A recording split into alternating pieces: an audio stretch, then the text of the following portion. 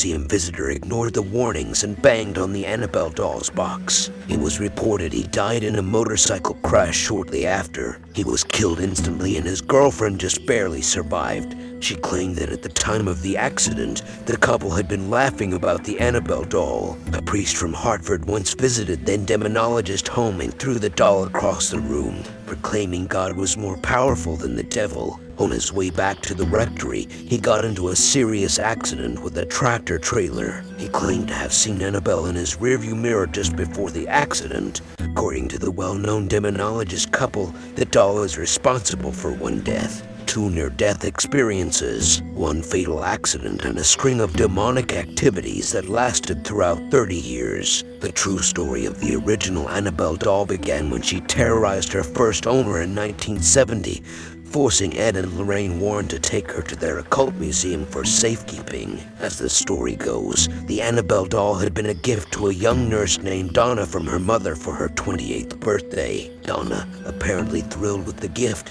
brought it back to her apartment that she shared with another young nurse named Angie. At first, the doll was an adorable accessory, sitting on a sofa in the living room and greeting visitors with her colorful visage. But before long, the 2 women began to notice that Annabelle seemed to move about the room of her own accord. Donna would sit her on the living room sofa before leaving for work, only to come home in the afternoon and find her in the bedroom with the door shut. Donna and Angie then started finding notes left throughout the apartment reading, "Help me." According to the women, the notes were written on parchment paper, which they did not even keep in their home.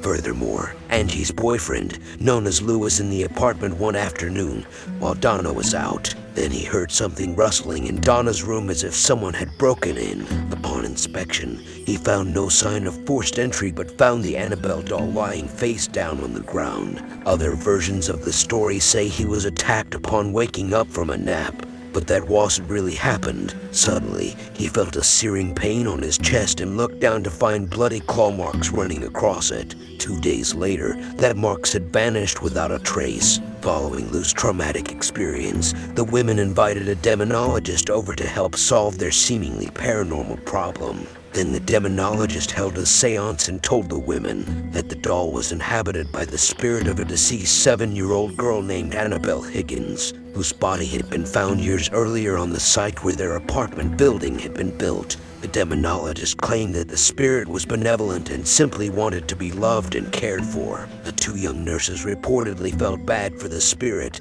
and consented to allow her to take up permanent residence in the doll. Eventually, in an attempt to rid their home of the Annabelle doll spirit, Donna and Angie called on an Episcopal priest known as Father Higgin. Higgin contacted his superior, Father Cook. He alerted the famous demonologist couple Ed and Lorraine Warren. As far as Ed and Lorraine Warren were concerned, the 2 young ladies' trouble truly started when they began believing that the doll deserved their sympathy. The Warrens believed that there was actually a demonic force in search of a human host within Annabelle, and not a benevolent soul. The Warrens said, "Spirits do not possess inanimate objects like houses or toys. They possess people. An inhuman spirit can attach itself to a place or object, and this is what occurred in the Annabelle case. The spirit manipulated the doll and created the illusion of it being alive in order to get recognition. Truly, the spirit was not looking to stay attached to the doll, it was looking to pose as a human host." Immediately, the Warrens noted what they believed were signs of demonic possession, including teleportation, materialization, and the mark of the beast. The doll moving on its own represents teleportation. The parchment paper notes indicates materialization, and Lou's clawed chest shows the mark of beast. The Warrens subsequently ordered an exorcism of the apartment to be performed by Father Cook. Then they took Annabelle out of the apartment to her final resting place in their occult museum, in the hopes that her demonic reign would finally end up. After the exorcism of the nurse's apartment, the Warrens buckled Annabelle into the backseat of their car and vowed not to take the highway because she had some kind of accident causing power over them in their vehicle. However, even the safer back roads proved too risky for the couple.